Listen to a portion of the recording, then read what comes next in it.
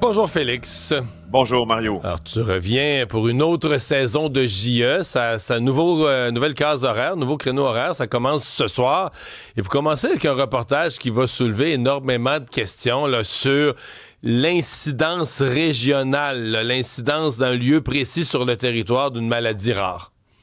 Ouais, c'est vraiment c'est un coup de maître de Nora Télamontagne et de Louis-Philippe Bourdeau, les journalistes qui ont travaillé là-dessus depuis des mois, d'avoir eux-mêmes fait une recension des cas de SLA, donc la fameuse maladie de Lou Gehrig, dans Charlevoix-Est, là, la MRC de Charlevoix-Est. Puis on a trouvé qu'il y avait 24 résidents de Charlevoix-Est, c'est une MRC rurale, industrielle aussi, de 15 000 habitants. Donc, le calcul, là, c'est 24 cas sur 15 000 habitants depuis 25 ans. Ça paraît pas beaucoup, 24 sur 15 000, mais c'est très, très en haut des ratios normaux dans la population pour une maladie aussi rare, là. Ben oui, parce que la SLA, qui est une maladie, comme tu le sais, neurodégénérative, qui nous emprisonne dans notre corps, qui est horrible, Mario, horrible. Une des pires façons de mourir, là. Je sais. Est censé toucher cette maladie-là 2 personnes sur 100 000 chaque année. Ce matin, là, je faisais des calculs, puis hier, là, on est largement au-dessus des niveaux que l'on devrait observer. Alors, ça se déroule. Est-ce que scientifiquement, c'est une éclosion? Là, c'est ça qu'il faut se poser comme question, parce que, en fait, c'est ce que le reportage va nous démontrer ce soir. C'est que là, tu as des gens qui meurent de la SLA. En tout cas, de ce que nous voyons, il semble plus qu'ailleurs. Et il n'y a pas d'enquête épidémiologique encore de la santé publique qui a été déclenchée. Comme la maladie n'est pas contagieuse, il faut essayer de remonter à une source comme c'est pas les gens qui se la donnent, c'est pas parce que monsieur l'a eu que sa voisine là. Donc est-ce qu'il y a dans l'environnement, dans les industries, est-ce qu'il y a une source commune qui pourrait expliquer ça là? Ben, c'est ça. Alors, nous, on n'est pas épidémiologiste, on n'est pas médecin, mais on n'est pas niaiseux. Alors, ce qu'on a fait comme recherche, c'est que on a regardé où ces gens-là travaillaient, qu'est-ce qu'ils ont fait dans leur vie, puis dans à peu près là, le quart des victimes que nous avons rencontrées, nous avons trouvé qu'elles avaient toutes le même employeur. Vous saurez ce soir là, qu'est-ce qu'elles avaient en commun, mais elles avaient toutes le même employeur. Le quart, en fait, ont toutes travaillé au même endroit. Alors ça vaut la peine de s'y attarder. Puis on n'est pas là pour vous dire « Hey, c'est sûr que c'est parce qu'elles ont travaillé là » ou « C'est sûr que c'est ci, c'est sûr que c'est ça ». On est comme les victimes de la SLA dans ça et leurs proches aidants qui vivent un calvaire.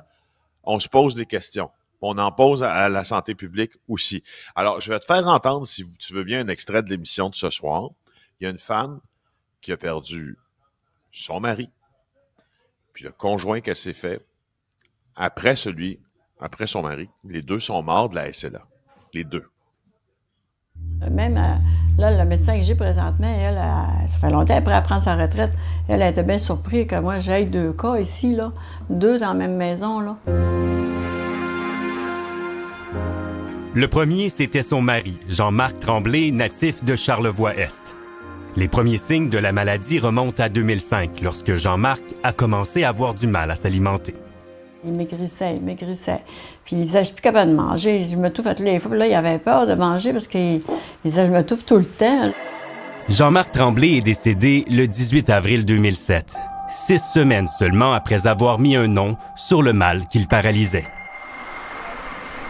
Sylvie Harvey a refait sa vie quelques années plus tard, avec un nouveau conjoint, Yvon Lavoie. En 2016, elle a une terrible impression de déjà-vu. La santé d'Yvon dégringole à vue d'œil. Lui aussi était originaire de Charlevoix-Est. C'était pas sûr à 100%, mais j'étais sûr que c'était les mêmes symptômes. Ouais, quand tu l'as déjà vécu une fois, tu vois réapparaître les symptômes. J'ai l'impression que tu dois... capoter un peu. Ouais. Eh bien, la santé publique de la capitale nationale, Mario, nous a confirmé, parce que c'est eux qui sont responsables de la région de Charlevoix, là, étudier ce dossier finalement de près. Elle a entamé un processus de vérification. Elle n'écarte pas la possibilité non plus d'ouvrir une enquête officielle par la suite. Beau travail. Nora Télamontagne. Louis-Philippe Boudreau, ce soir à 19h30. Mario, ça fait 33 ans que l'émission existe. Ah oui, 33 ans, JE. Bravo. 33e saison de JE. C'est le fun d'être à la tête d'une émission comme ça qui sais, je veux dire, il n'y a pas une tonne Mais d'émissions t'étais pas là, d'enquête au Canada. T'étais pas là la première. À l'école. À l'école primaire, À l'école. c'est ça. Meurtre de Catherine Daviau, donc, qui a été résolu hier. On a cette nouvelle-là maintenant à quelques reprises dans une année que les nouvelles technologies, les avancées scientifiques permettent de résoudre des crimes qui datent d'il y a longtemps. Oui, exactement. Catherine Daviau a été tuée en 2008 et puis elle a été tuée quand elle a placé, après avoir placé sur une liste de petites annonces, Craigslist, là, qui beaucoup moins utilisé maintenant, mais qui à l'époque l'était, pour vendre sa voiture. Donc, plusieurs personnes se sont montrées intéressées, ce qu'on comprend, dont le suspect. Du meurtre de Madame Daviau. Elle était dans la mi-vingtaine quand elle a été tuée, 26 ans, elle vivait dans le quartier Rosemont, et en plus de l'avoir agressée sexuellement, le tueur a incendié son logis. C'était vraiment des meurtres qui avaient marqué pour toutes les plus mauvaises raisons qui soient les Montréalais. Et là, on a fait l'annonce hier au SPVM qu'on avait trouvé qui était le meurtrier, Jacques Bolduc. Jacques Bolduc qui est décédé, incarcéré en 2021 parce que c'était un criminel récidiviste qu'on voulait déclarer délinquant dangereux, qui est mort avant de pouvoir être accusé. Alors, comment on l'a trouvé s'il est mort? C'est parce qu'il y a un proche qui a fourni un échantillon d'ADN. Et puis, avec ces sciences judiciaires généalogiques, on a réussi, avec les indices qu'on avait sur la scène de crime, à identifier, hors de tout doute, notamment avec le chromosome Y et ses techniques, que c'est M. Daviau pas M. Daviau, mais plutôt M. Bolduc qui en était l'auteur. Pardonnez-moi. J'ai juste une question là-dessus. Je vous laisse après.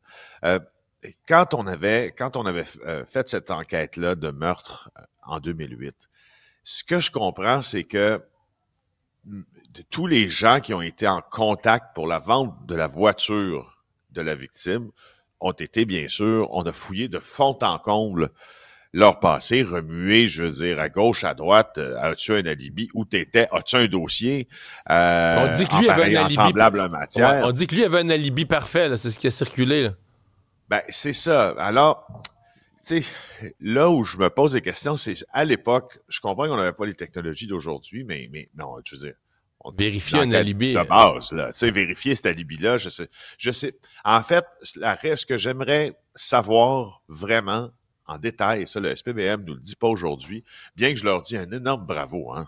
Tu sais, je veux dire, il y a une famille maintenant à qui on offre des réponses, mais pourquoi il était passé à travers les mailles du filet en 2008? Pourquoi on n'a pas plus questionné son alibi? On sait que le portable qui avait été utilisé pour contacter, qui avait été utilisé pour contacter sa victime, après ça, avait changé de propriétaire. C'est une autre personne qui l'avait. Ça a peut-être compliqué les choses, mais je pense que sur ce côté-là des choses, bravo, mais sur la tenue de l'enquête à l'époque, on a échappé des choses. D'ailleurs, on va parler à une des proches, une grande amie de Catherine Daviau, dans quelques minutes là, dans l'émission. Merci, Félix. Au revoir.